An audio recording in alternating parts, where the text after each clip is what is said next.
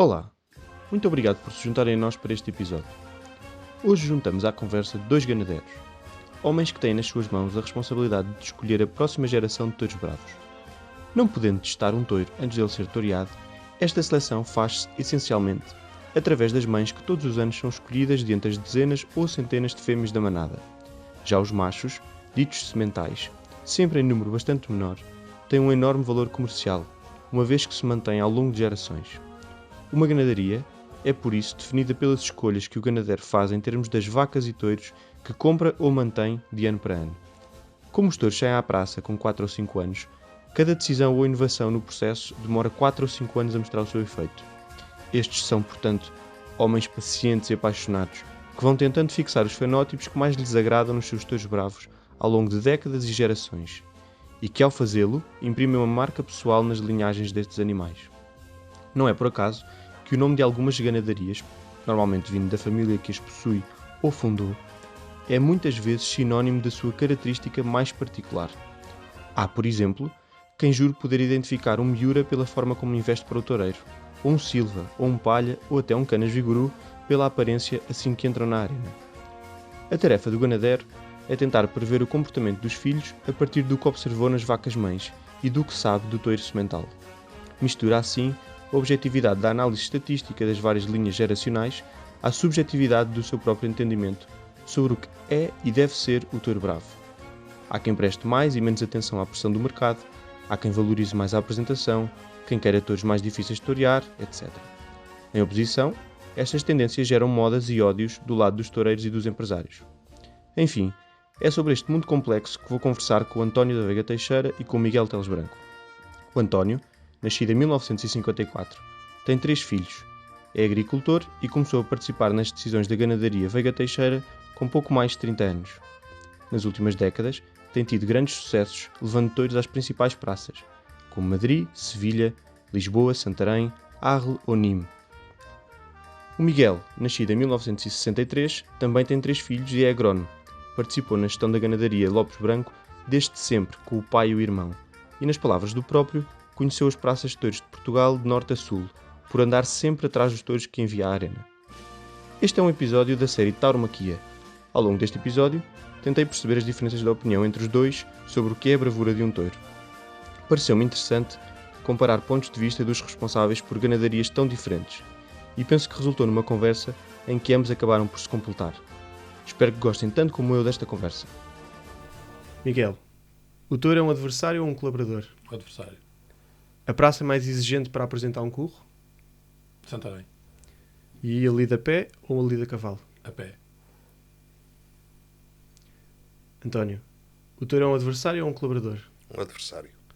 A praça mais exigente para apresentar um curro? Eu, como lido também em Espanha, a pior de todas é Madrid. E a lida a pé ou a cavalo? As duas. As duas? As duas.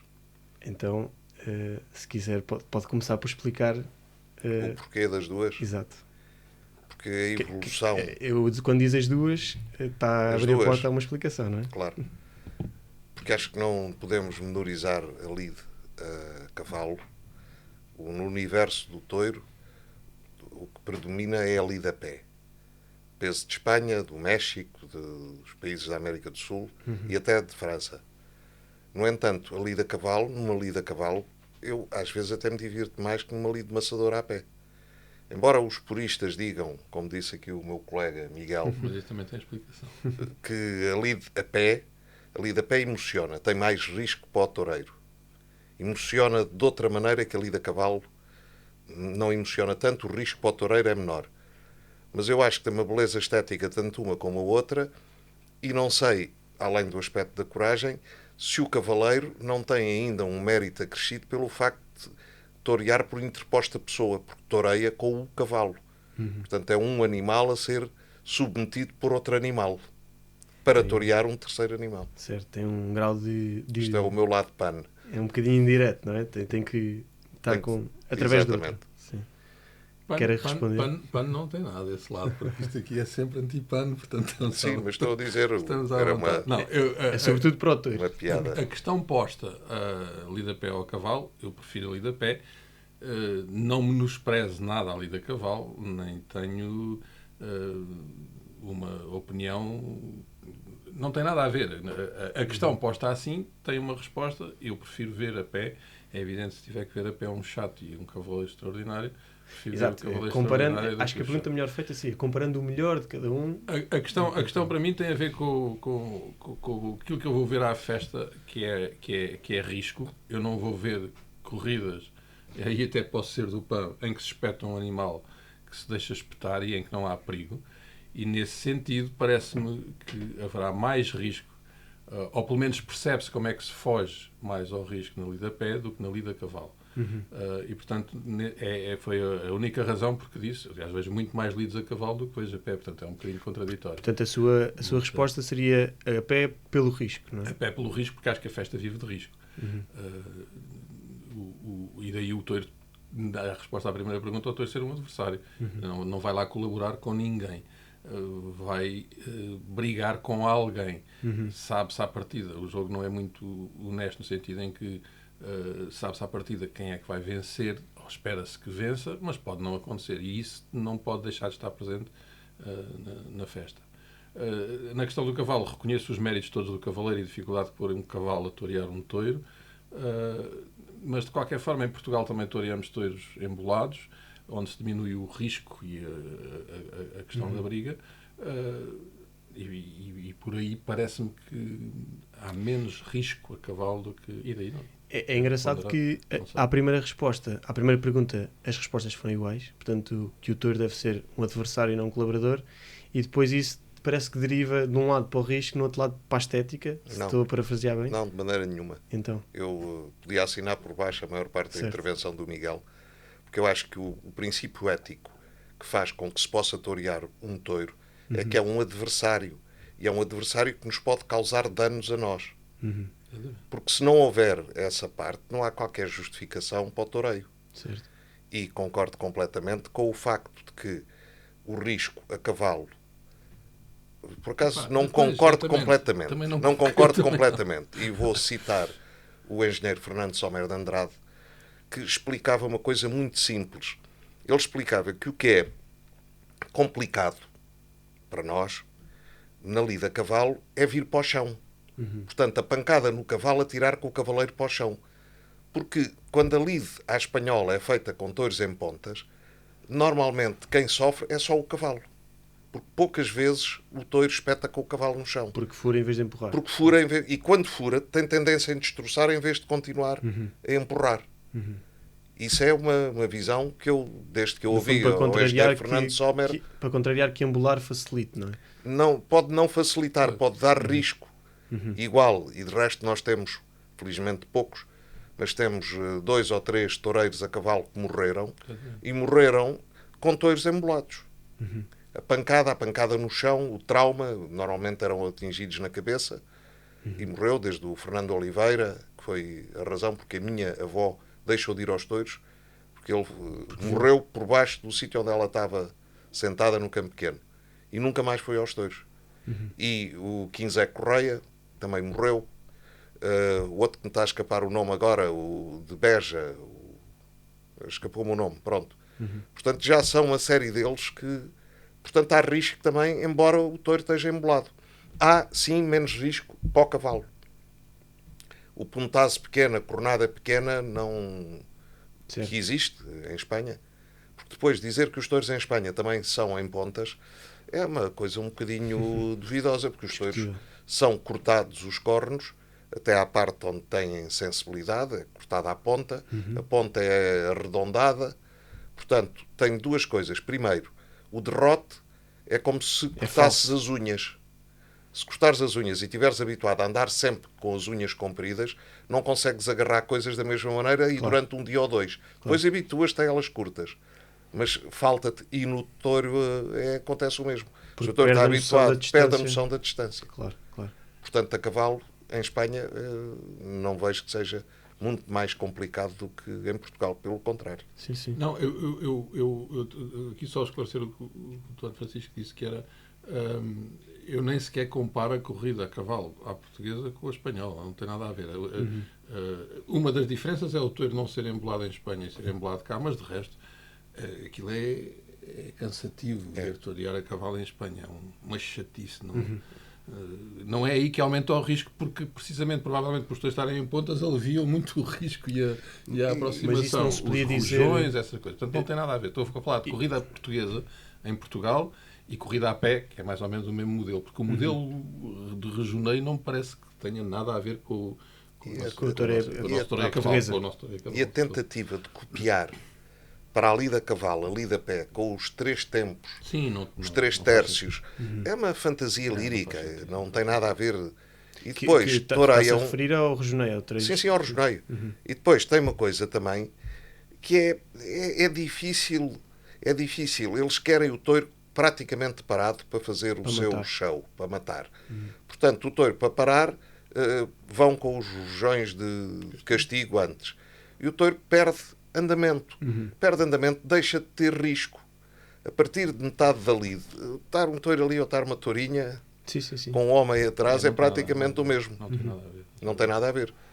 Portanto, acho que nesse aspecto os nossos toureiros que lidam um touro inteiro até ao fim têm outro valor. Certo. O risco mesmo é menos aparente. Sim, o risco menos aparente. Como estava a falar, relativamente a... É basicamente nós a perceber-nos que a principal arma do touro está manipulada, mas provavelmente em Espanha também está.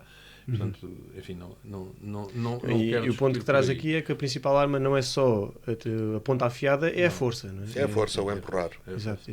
Sim. Portanto, por aí, mas para além disso, aquilo que acho que é importante nas diferenças dos toureiros é de facto a maneira de torear e estar de frente com o touro. Eu queria pegar numa coisa que trouxe ainda agora, que é, eu estava a dizer que o regioneio pode ser chato, não é? Isso não se podia dizer... Isso é uma característica do regioneio ou é uma característica da evolução que os touros têm tido? Isso não se podia dizer também do toreio a pé às vezes em Espanha quase de uma nobreza exagerada, de uma duração infinita, não é? Sim, perfeitamente. Eu acho é que o modelo do regioneiro, não tenho conhecimentos históricos tauromáquicos para dizer, mas foi sempre muito aquilo. O mais que eu me lembro de ver para trás é o Álvaro Domecq Alvarito a torear no campo pequeno e coisas assim. Era sempre diferente, e o Vidrié eram sempre diferentes dos nossos cavaleiros. Não traduziam nunca a mesma emoção, nem enfim, não toreavam normalmente. Xenofobia. Mas presumo que não, mas estão a fazer coisas diferentes. Mas são estilos diferentes, mais rápido, nunca de frente, enfim, menos exigências no cravar. Começaram por torear por direito. Toreavam como os campinos dão uma varada no campo, que é andar a direito. O touro segue assim, eu sigo assim, e era uma questão de regular a velocidade para passar e deixar o ferro ao rojão. Na mesma direção. Na mesma direção. O que era feito cá também, mas 100 anos antes. Depois, quando começaram a torear em praças mais pequenas e praças construídas para o toureio, deixou de ser dentro da praça principal da terra, as coisas modificaram-se. O português começou a torear, em Portugal começou-se a torear mais em redondo, com o cavalo mais dobrado. Os espanhóis... E obrigar a ir de frente, não é? Obrigar a encarar de frente. Nessa altura ainda não. Nessa altura era como podiam, porque era o touro corrido. O touro era corrido uma vez, se o touro fosse bravo, era para casa, era tratado e era corrido segunda vez. Está claro que já sabia a pauta por completo. E era uma lide diferente. Eu não me lembro já disso. No meu tempo ainda houve, mas não me lembro. E os espanhóis começaram a aprender com os portugueses e começaram a torear já mais em redondo, com o cavalo um bocadinho mais arqueado. Coisa que não era, porque antigamente lá racas toreras passavam a direito, não se tiravam, não se quarteavam. O que é que aconteceu? Para fazer esse toreio, os espanhóis têm uma possibilidade de seleção muito maior, porque tudo em Espanha é 10 vezes maior que em Portugal. Começaram a selecionar touros de uma casta, e essa casta é uma casta que permite uns touros muito macios, muito agradáveis, que não chateiam. Praticamente tem-se a sensação que se ele lá de cima fizer assim com a mão, o touro para. Vê-se fazer coisas aos touros, aos morubos, que são... Morubos é essa casta que eu estava a referir, que são de facto difíceis de fazer se for com outro touro, com aquele touro. É como o Miguel dizia, às vezes é um aborrecimento. porque é o tal touro colaborador. E o exatamente. touro não pode ser colaborador. Não pode ser colaborador. O touro tem que ser um adversário, tem que ir pelo seu caminho, tem que ser leal, Tem que ser inesperado. mas sim, Inesperado. Mas há muito essa. Ou seja, quando fiz a provocação na pergunta inicial, esperava que fosse essa a resposta, que o touro deve ser um adversário. Mas para trazer o tema de que há muito essa opinião, às vezes explícita e outras vezes menos explícita, mas de que o touro deve, de alguma forma, ser parceiro de uma dança e de uma. Eu vejo muito isso cada vez mais. Eu acho que há uma grande diferença. As pessoas vão aos touros ver coisas completamente diferentes. Exatamente. E pronto, e não estou a dizer que a minha maneira de ver é a melhor. Reconheço. Quando está a ver um touro, o que é que está a pensar? Para tentarmos concretizar. Eu estou pelo touro, sou fã do touro. Acho que é ali o personagem daquele teatro, o que deve ter a nossa admiração e é aquilo que a gente leva a um sítio que não é natural para ele e que está fora de tudo. Portanto, o que eu vou ver é o touro, basicamente. E depois vou ver uma pessoa inteligente, um ser humano, a dar a volta a um touro de maneiras, pelos recursos que tiver e com a capacidade que tiver, melhor ou pior. E gosto mais ou menos quanto melhor capacidade tiver. Mas o que eu vou à espera é de que o touro seja de facto inesperado, que transmita risco e que o toureiro dê a volta àquilo tudo para ficar por cima, porque é sempre essa que deve ser o desfecho da coisa. Portanto, o espetáculo não é assim para toda a gente. Há pessoas que vão ouvir música, há pessoas que vão bater palmas, há pessoas que vão pelo social, há pessoas que vão pela cor. Há uma multidão de públicos que eu não tinha percebido que iam aos touros por razões completamente diferentes da minha, e às vezes saímos de corridas de touros a falar de coisas completamente diferentes e a valorizar o espetáculo de uma forma completamente diferente. E nem sequer sei quem é o público mais vantajoso para este espetáculo, porque provavelmente os que vão ver o touro não serão todos. São todos. Mas não sei se há uma maioria de pessoas que vai ver uma coisa se vai ver o toureiro só e o touro está ali para colaborar. É uma coisa que eu não tenho como base do espetáculo, mas há de haver muita gente que vai por isso. E se incomoda quando há touros incómodos, que é uma coisa que me dá gozo a mim. Normalmente são a família dos toureiros, os grandes amigos. Esses são os que mais ficam. Que horror, o touro até correu atrás dele. Não. Assim acontece-lhe sair de praça e ter uma opinião diferente de... Sim. Parece que vimos corridas diferentes. Já tenho-me dado os parabéns por touros que eu achei que não eram nada bons. E em que as pessoas, que touro tão bom, e outros touros bastante bons, mas que por uma razão ou outra o toureiro não se acoplou com o touro e não soube tirar partido, e que eu saí irritado e já tenho dado uma resposta ou duas torta a tipos que vêm dizer, aquilo não havia nada que fazer. Não havia nada que fazer para quem não é capaz. Para quem é capaz havia e muito. Pronto. Quase que, agora estou a pensar, mas quase que parece que o toureiro tem ali um potencial para arrancar do touro, uma maneira, qualquer coisa que revelar da personalidade. Normalmente é enquanto são novos. Quando começam a ser velhos, é como andares à pancada aos 20 anos ou andares à pancada aos 50. Aos 50 tu agarras num pau, numa garrafa, no que for, e queres é deitá-lo ao chão. Enquanto se és novo, vais com os punhos E isso acontece com os toureiros. Enquanto são novos, arriscam. Quando começam a ser mais velhos, já sabem o que é que o touro vai fazer, já sabem o que é que vai acontecer. Eu lembro-me do António Badajoz, tanta vez, dizer, olha, se ele passar ali é agarrado. E era. Portanto, esse saber... Não há muitos Antónios Badajoz, felizmente. Não. Mas o próprio acaba por ter consciência. O próprio toureiro tem muitas vezes consciência, e até mais no toureio a pé, que se continua ali é agarrado. Portanto, quem tem esse olho, ao fim de um tempo já não passa ali, não é? Já não passa ali. Claro. Já não se põe. E pronto, é assim, é a vida. Lado, temos os toureiros mais velhos, às vezes a darem voltas a coisas que a gente não está à espera e dá um gozo fantástico. Porque sabem. Ver dar a volta quando achava que o touro ia ser mau e fazerem touros mansos, touros bravos ou que investem e não se nota. Outra coisa que isto tem, como se vê aqui da conversa, é que é um espetáculo e uma atividade muito objetiva, muito lógica e muito racional. E, portanto, não tem nada que é o que diriam que concordam naquilo que valorizam num touro? Ou seja, já percebemos que muitas vezes não concordam com o resto das pessoas. Não, mas concordamos, normalmente todos os ganadeiros têm o mesmo ideal com pequeninas diferenças. Queremos todos o touro alegre, o touro que se mexe, o touro pronto a arrancar, o touro que humilha, o touro que é nobre. Eu posso dizer aqui 10 adjetivos e o Miguel tem os mesmos 10. Portanto, isso é um ideal. Depois, a preponderância é no tentadero, se selecionamos uma vaca que foi muito boa nas varas e foi muito má na muleta, mas a vaca era bravíssima. Há uns que ficam com essas vacas, os miúras, têm uma seleção em que não lhes interessa nada, pela imagem até que têm, que os touros deles saiam a deixar-se torear. Tem um em cada 5 ou 10. Ou seja, dão maior peso à vara. Não dão maior peso que o touro seja difícil. Nem me atrevo a dizer que é bem às varas. É que o touro seja difícil. O touro deve ser bravo. Eles tiveram um touro que ficou no cavalo 4 minutos. Apareceu na televisão isso. Que é uma eternidade.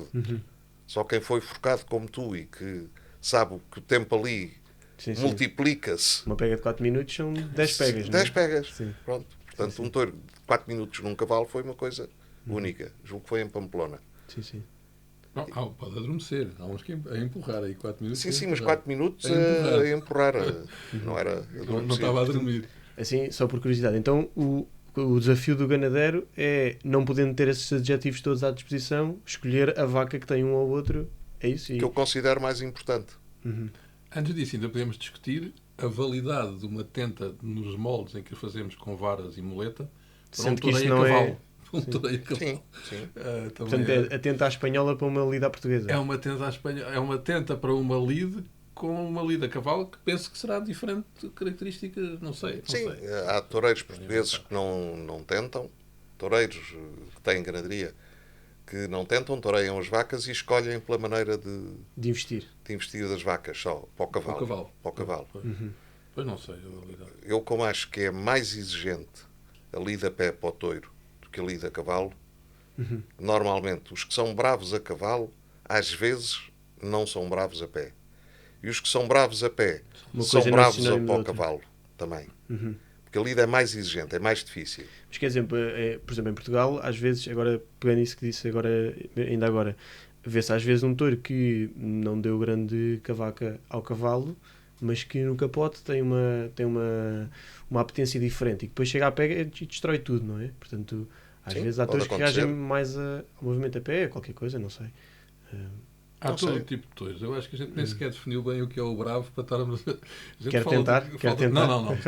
Todo. Prefiro o mistério. Se alguém quiser arriscar, dá sempre conversa. Não, sim. Mas o António Francisco falou nas características que todos perseguimos, que no fundo é isso que dá bravura. Não sei bem da genética como é que funciona, nem sequer se há genes que determinam alguma... Com certeza que deve ser multigénico, e não sei se está ligado ao sexo e, portanto, também estarmos a tentar pelas fêmeas. Estamos a escolher mães para... Não conheço essa... Presumo que os espanhóis ou alguém já em Portugal tem isso mais ou menos desenvolvido. Bem, a verdade é que alguma coisa há a ter influência, porque selecionámos alguma coisa, não é? Selecionámos bastante bolas. Em 100 anos fizeste uma diferença. Exato. Sim, uma alteração brutal. E, portanto, isso é... Como é que descrevem esse percurso? Ou seja, da evolução do touro quase...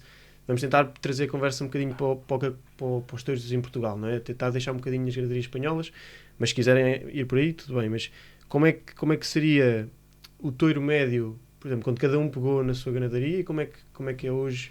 O touro médio, a grande alteração deu-se por volta dos anos 40, em que começaram a vir sementais de Espanha em quantidade.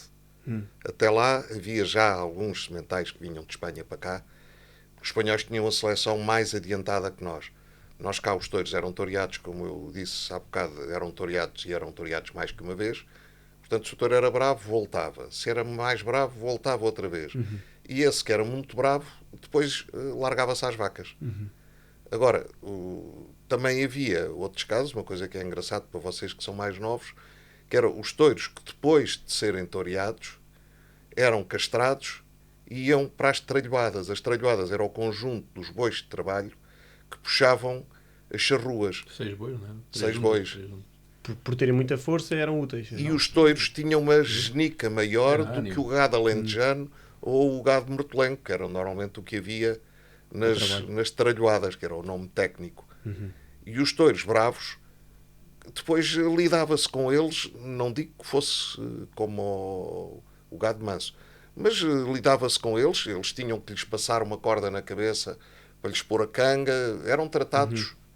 Havia alturas e houve acidentes e mortes, porque aquilo que era suposto ser muito calmo, havia lá um dia em que estava com qualquer coisa e viravam só campinho. E marravam outra vez.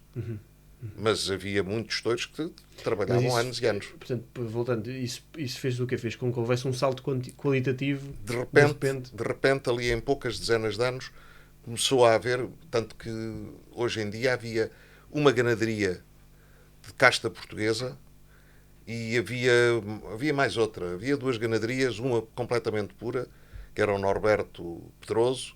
Havia uma Vaz Monteiro, que também era de casta portuguesa, sem que se soubesse introdução de sementais espanhóis, e mais nada. Porque depois, para a lide moderna, o touro não servia. O touro de casta portuguesa. O touro era bravio, não era bravo. Era bruto. Era Qual é a diferença entre um touro bravio? Um touro bravio. Era um touro que dava coices, saltos, investia com tudo, desde as patas aos cornos, à boca. Faltava-lhe um bocadinho de nobreza para poder ser toreado. Exatamente. E havia touros, em média, um touro podia levar 3, 4 ferros. Se levasse 5 ferros, era um grande touro. Enquanto agora, se estivessem lá durante um quarto de hora, estavam no pica-pica a pôr ferros no touro. Portanto, o que eu acho que é notável, para mim, do ponto de vista do que eu gosto de ver estético, é que esta evolução permite um toureio completamente diferente do passado. Mais bonito, se quiseres, com uma lentidão, com uma quietude, corre o risco de se transformar em chato, porque às tantas, se os touros de facto não têm risco, aquilo é tudo tão...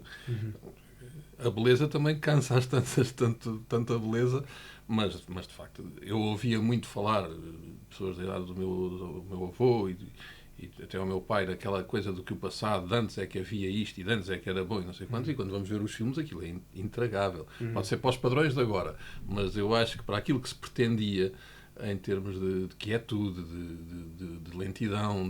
Mas o padrão era outro? Ou simplesmente a qualidade aumentou? Eu acho que a qualidade aumentou para este tipo de toureio, que eu acho que é o que se quer, que é mais lento, mais pausado. Só para o tipo de toureio, é para tudo, desde o forcado ao toureio a pé, ao toureio a cavalo.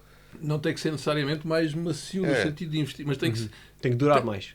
Nem sequer. Tu tens que perceber, tens que ver que o toureiro está, de facto, aparentemente ou realmente descontraído e a dominar. Mete aquilo tudo. Se o touro faz uma coisa inesperada, o cavalo ou o toureiro ou o matador é colhido. E mesmo assim ele está ali com uma calma e com uma descontração e com uma pose, que eu acho que é isso que faz muito aquilo que eu... É a mesma coisa passar a 200 para um touro a cavalo e espetar-lhe o ferro, ou ir para o touro a passo. Então, se compararmos essas lides ancestrais, estava a dizer, em que vão lado a lado, tinha valor na altura, mas não se pode ver. Estão a ver o que era um forcado hoje em dia. Antigamente, princípio do século XX, quem escolhia os touros que eram pegados era o inteligente da corrida. Não era todos os touros eram pegados. Porque havia uns que não tinham condições nenhumas. E então eram os touros, que era uma expressão da época, que era um touro de pancada alta. Touro de pancada alta era um touro que te vinha à cabeça ou ao tronco. Já tinha aprendido. Era um touro de pancada alta. Esse não se pega. Portanto, isto é 1910, 1915. Hoje em dia temos touros que investem ao forcado com o focinho no chão, não é? Completamente. Sim. Completamente. É difícil para o forcado, mas é para principalmente porque os forcados têm crescido muito. São muito grandes. Como toda a gente. Eu tenho ideia aqui, não sei se vou dizer uma asneira, mas em termos de forcados, e ele levou muita trolha como forcado e provavelmente está muito abanado e é mais para a tua idade do que para a minha, que é o Joaquim Grave. Sim. Eu parece-me, e o Joaquim Grave tem imensos touros pegados, eu não sou não vejo muita corrida por ano, mas vi o Joaquim Grave pegar algumas vezes e nunca tive a sensação de que ele fazia uma pega difícil. porque eu acho que ele tem muito toreava... mérito, de certeza. Exatamente. E faz alguma diferença entre ser um bruto que vai para ali pegar ou uma pessoa que sabe o que é que está a fazer.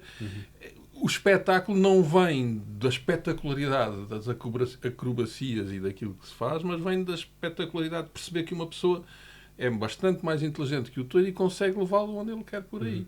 Isso nota-se muito em concursos, em corridas que são concursos de pegas, não é? Às vezes quem ganha o concurso é quem cometeu um erro e conseguiu a seguir corrigir o erro. Não é? Pois, provavelmente. Isso tem a ver com a emoção do espetáculo, Claro, e outras claro. coisas ali que não funcionam. Mas eu, para mim, o que eu vou à procura é disto. É estar à frente de uma bisarma, de um animal que nos pode fazer mal, aparentemente com uma calma e uma descontração que sabe que domina aquilo. Isso eu gosto de ver, seja a cavalo, seja a pé, seja nas pegas, seja o que for. É o que eu vou à procura do espetáculo. Tenho uma curiosidade que é que acho que é partilhada por quem não vê touros no campo com tanta frequência como os dois que temos aqui. O comportamento do touro no campo pode ter algum paralelismo com o que traz à praça? Ou seja, alguma hierarquia que ele impõe aos outros, ou alguma coisa há que se uma veja? tradição e uma série de ideias. Dizem que o touro no campo, que é mais fácil de lidar, é sempre um touro bravo.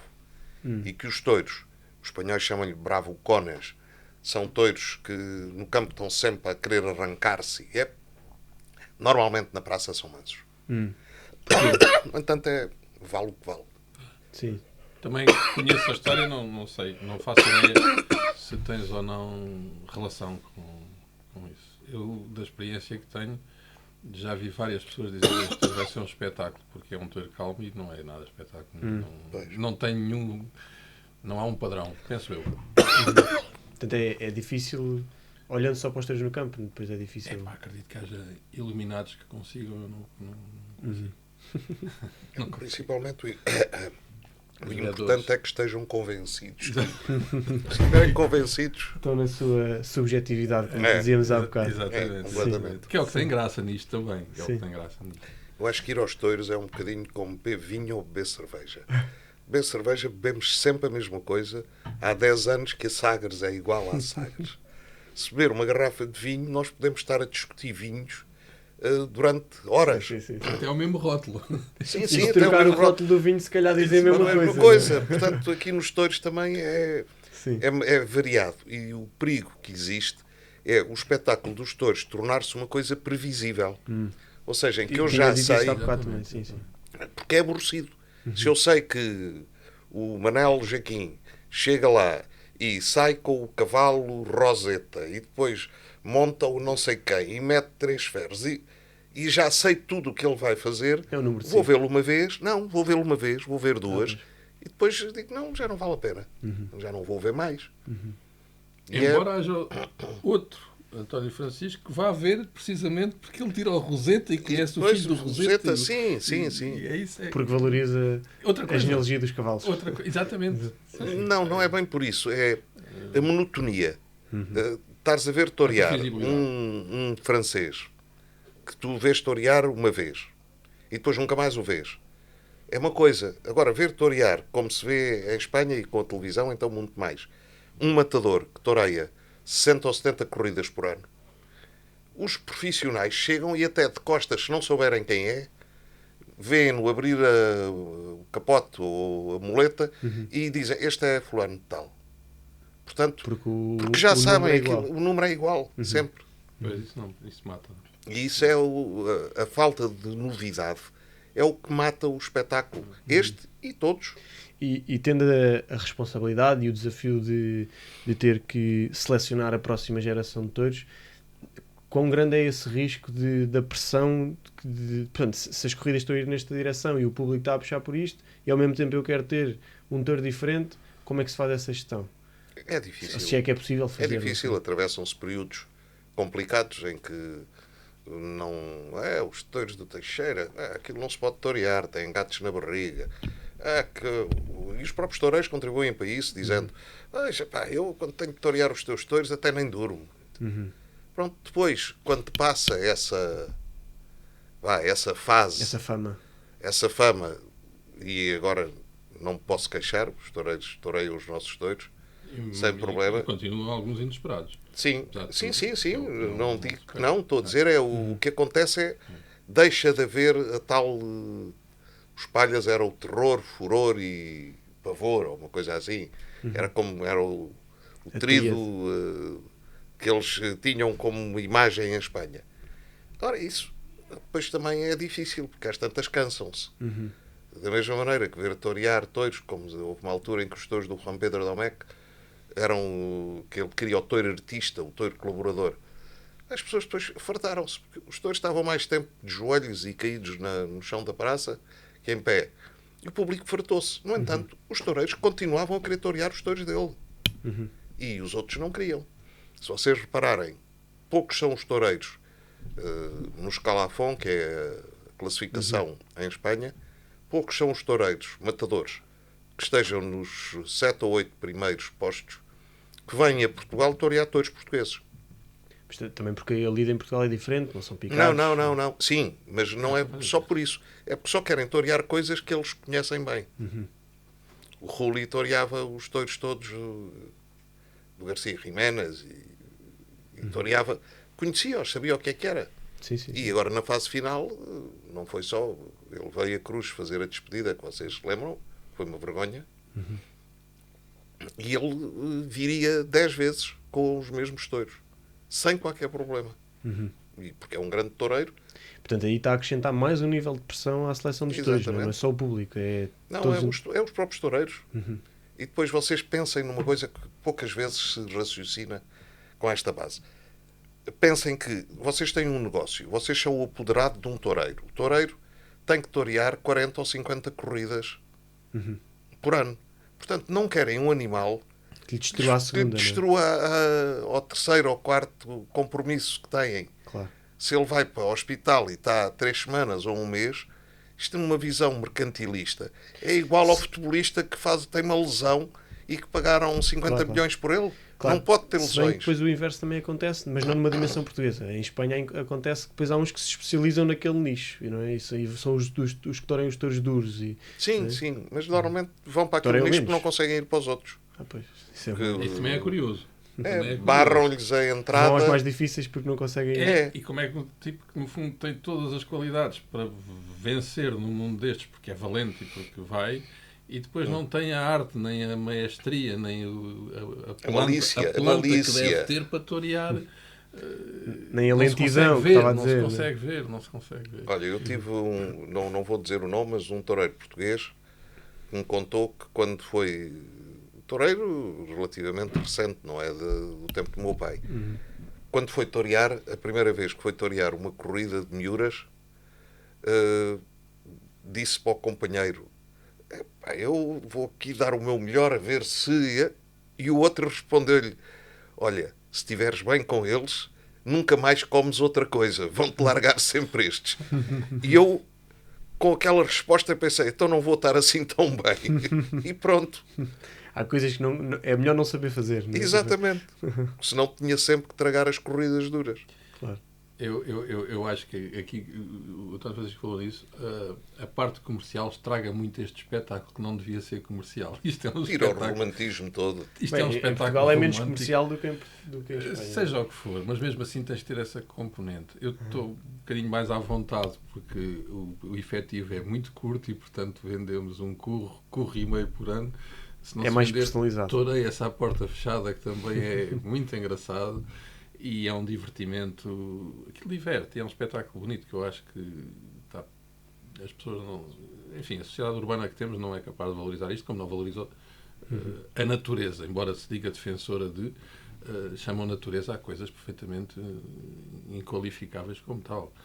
Temos parceiros técnicos a dizer que o Vale do Sorraia é uma obra da natureza quando tem 400 km estão a atravessá-lo e é aquilo que é, porque passa lá a água. Não tem nada a ver com a natureza. E há 200 anos não era nada disto. Esta diferença de natureza. Há 200 não, há 50. Aliás, é muito mais 1958. bonito. As fotografias, não há rio, é tudo assoreado. É muito mais bonito com a intervenção humana, com um canal de rega cheio de betão, do que era sem nada. A verdadeira natureza tem muito pouca graça. Mas pronto, as pessoas acham isso assim. Eu acho que o espetáculo é muito engraçado, é divertido, é um espetáculo que tem tudo para ser bom. A parte comercial estraga um bocadinho a questão, porque procura-se aquilo que é mais mercantil. Mas estava a dizer, no efetivo mais pequeno... O efetivo mais pequeno tem vantagens porque tem menos custos e, portanto, aquilo que se suporta é muito inferior àquilo que se tem que rentabilizar. Por outro lado, tem outro tipo de dificuldades, que é tu procurares o touro. Com isto quer dizer que eu não tenho nada aos touros que gostaria de ter. Provavelmente é por ignorância, não é por culpa do efetivo, mas que é mais difícil ter diferentes linhas, testar diferentes coisas, e isto é sempre umas coisas que se têm que fazer. As possibilidades de escolha são diferentes. É um jogo de probabilidades. Se tem menos são 4 anos para ver, portanto, daqui a 4 anos é que eu sei se aquilo que fiz foi bem feito ou não. E como é que faz? Guarda registro um atraso de tempo. E lê os cadernos daqui a 4 anos. Exatamente, para ter a frustração que afinal não era aquilo que eu queria. Sim. E portanto vamos mudar outra vez. Mas pronto, tem a vantagem de não termos tanta pressão comercial, mas tem a desvantagem de não conseguir ser mais difícil de chegar ao... Agora um fait divers que é engraçado, estamos a falar de guardar as notas. A segunda raça no mundo com registros, com genealogia, é a raça do touro bravo. A primeira é o puro sangue inglês, que tem registros desde o século XVIII, e a segunda é o touro bravo. Há livros de ganaderias e há registros, e há um livro genealógico. Quem é que são as Não, este touro é filho deste, e sobem no cavalo, imagina, não sei quantas são, mas 40 gerações, e no touro bravo sobem 38. É uma coisa assim. Espetacular. Não há mais nenhum animal no mundo que se consiga traçar a paternidade até tão atrás. É uma coisa que pouca gente sabe, mas eu, como gosto e sou curioso... E era engraçado ver também o que é que... Se a linha dos bravos em 30 gerações se mantinha, se não se mantinha, se bem que a avaliação seja diferente. Estava para fazer um filho bravo.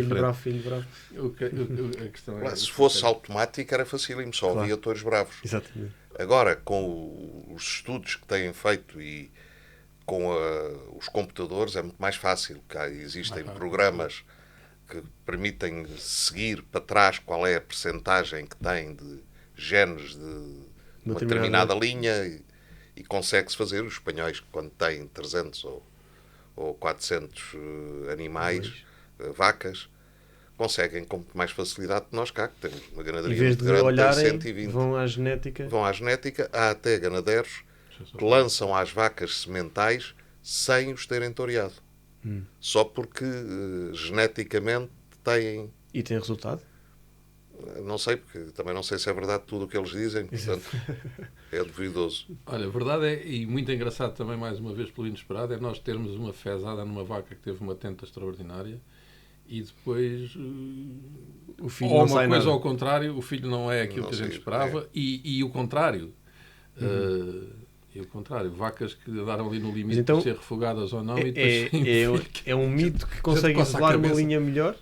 Não é um mito. Não, isso com certeza é uma questão de probabilidades. Mas tens mais probabilidade ou menos probabilidade. E dentro das probabilidades estamos a falar em coeficientes de variabilidade muito elevados. Não estamos a falar de coisas muito... É quase como aos professores catedráticos com os algoritmos, que não é preciso saber o que é que lá estão e aquilo, no fundo, academicamente está muito certo, mas o modelo explica 30% da variação e, portanto, os outros 70% são acaso. É quase isso. E já é altíssimo. Só que os professores conseguem vender isso como uma coisa exata e a gente não consegue. Mas pronto, dando-lhe a oportunidade assim, tendo mais linhas, é mais capaz de ter... É mais fácil. E normalmente também existe uma coisa que as pessoas, os espanhóis já sabem isto há muito tempo, cá em Portugal não se fala muito neste assunto, que é um reprodutor, um touro muito bom, pode cobrir vacas durante 6, 7 anos e depois, na fase final da vida, normalmente já não tem a mesma capacidade de transmissão. O próprio touro alterou... Porque aumenta o número de mutações e, portanto, provavelmente mutam. Já é mais diferente do que era quando o selecionámos. Exatamente. Portanto, idealmente, no mundo ideal, tinha muitas linhas e pais sempre novos.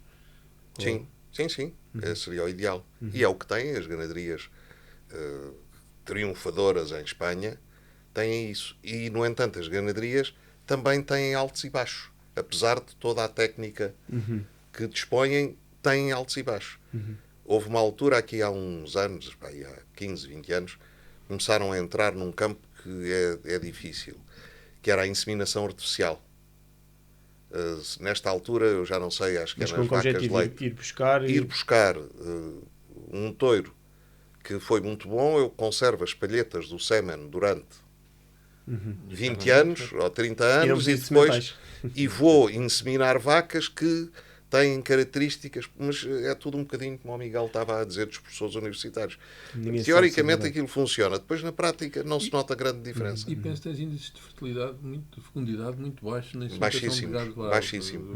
As vacas são muito nervosas. 25, 22, 23%. Sim, eu experimentei em 14 vacas e tive 2 ou 3 crias. As outras, as vacas são muito nervosas e o stress faz com que a inseminação artificial não... Morra logo à partida. Não fertilizam sequer. Também no Martelengo acho que não é um grande sucesso. Pois não sei. Mais rústica. O grande sucesso é nas leiteiras e que são animais mais 100%. sossegados e conseguem... Eu já não sei, havia um touro que tinha... Não sei se eram 80 milhões ou 45 milhões de descendentes. Era um bocado como o Gengis Khan. Também diziam que na Mongólia são todos descendentes do Gengis Khan. Portanto, aí somos todos. Aí sem congelamento de sêmen. Portanto, sem nada, era no ativo. Ainda mais valor teria. Bem, tinha para acabar, eu não sei, vou dar espaço para... A gente consegue estar aqui mais de 3 horas. Não, a conversa é do tempo para puxarem algum tema que tenha ficado mais apressado. Mas queria, assim como última provocação, pedir a cada um sonho romântico que tenham em relação ao Touro Bravo. Portanto, qual é que é romântico no sentido da visão romântica, não é? Portanto, idealmente, o que é que eu gostaria de fazer? Cada um com o seu touro ou levar a um sítio diferente? Qual é a expectativa maior quando pensam assim, no futuro próximo? Ou no... Olha, eu tenho um sonho e uma necessidade... Deixa-me só limitar um bocadinho. Eu gostava que falassem, talvez, em sítio onde ir e que touro gostaria de ter. Acho que é... Se a probabilidade resultasse sempre nos 100%. Eu gostaria imenso de ter uma corrida de touros em Sevilha, muito mais que em Madrid. A Sevilha tem o Duende, tem um encanto especial. Levei uma novilhada a Sevilha no ano em que o meu pai comprou a ganaderia, fomos lá. A novilhada saiu bem, o encanto, e depois no ano a seguir já nada. Porque é muito difícil. Se estás bem é porque estiveste bem, não voltas. E depois há sempre aquela noção que estamos a tirar o lugar a outro, ganadeiro espanhol. Isso era um dos sonhos. Outro dos sonhos, que não é nada romântico, é muito pragmático, era que em Portugal conseguissem perceber que é complicadíssimo sobrevivermos sem a famigerada protoiro. E existe uma série de má informação, de fake news, de interesses escuros e um ataque à protoiro que normalmente, depois de ser explicadas as coisas, dizem, se eu soubesse que era assim, não tinha. Pois, mas quando se enganam, as consequências são enormes. E eu julgo que se a Protoiro, com a crise que está a atravessar agora na discussão que existe com os empresários, não for ativa, é muito, muito difícil defender a posição da Festa Brava no Parlamento, que é quem faz as leis. E, portanto, esse era o meu sonho, mas um sonho pragmático. E, portanto, ter uma se unissem, que houvesse uma voz, que não tivessem atitudes complicadas. Há órgãos de comunicação social que são completamente nocivos nas notícias que publicam.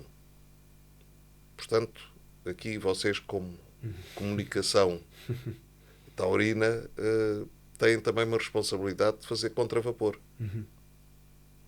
Tenta ser, se calhar é um formato novo, não é? Mas tenta fazer isso, sim.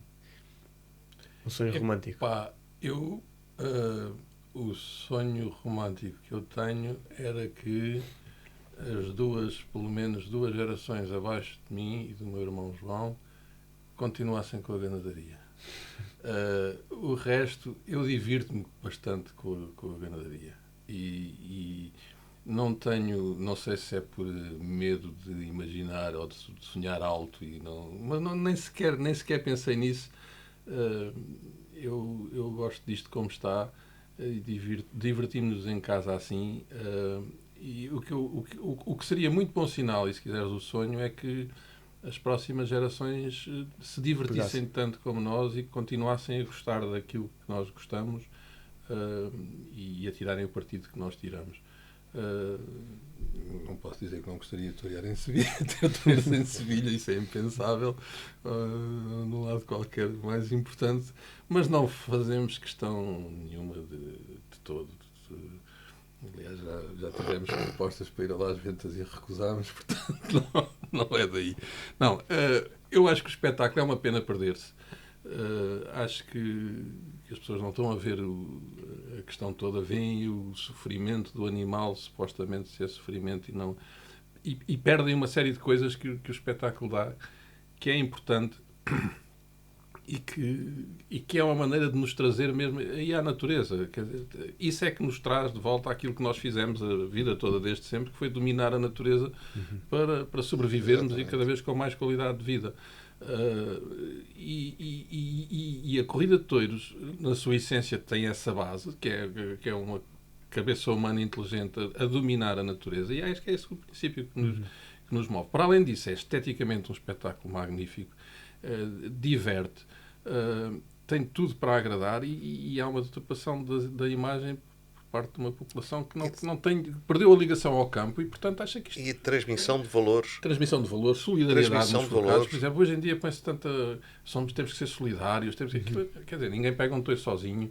Claro. Há ali uma série de coisas Aquilo que obriga passam a fazer uma sociedade. escola. Exatamente, aquilo faz... há imensos valores que se podem tirar dali. E o domínio do medo. Exato, O também. domínio do medo Tudo é isso, das coisas... tudo isso são lições. Isso é transversal a Portanto, todos os toureiros e forcados e todos que estão... Eu espero que os meus bisnetos se divirtam e continuem com isto, porque também estamos, de alguma forma, não temos a pressão comercial da coisa. É muito engraçado, é muito bom, mas eu acho que mesmo sem espetáculo comercial nós continuaríamos, e desejaria que continuássemos a ter um gado bravo para fazer aquilo que fazemos em casa. Isso é que era o meu sonho. Muito bem. Ficou algum tema por esclarecer? Não. Alguma ideia que queiram enfatizar? Nada? Então, resta-me agradecer. Miguel, António, muito obrigado. Obrigado. E parabéns pela vossa iniciativa. Obrigado. E acho que as condições são extraordinárias. Se as pessoas pudessem ver tudo à volta, por trás das câmaras. Não se pode. Muito bem, muito Sim, obrigado. senhor. Muito obrigado.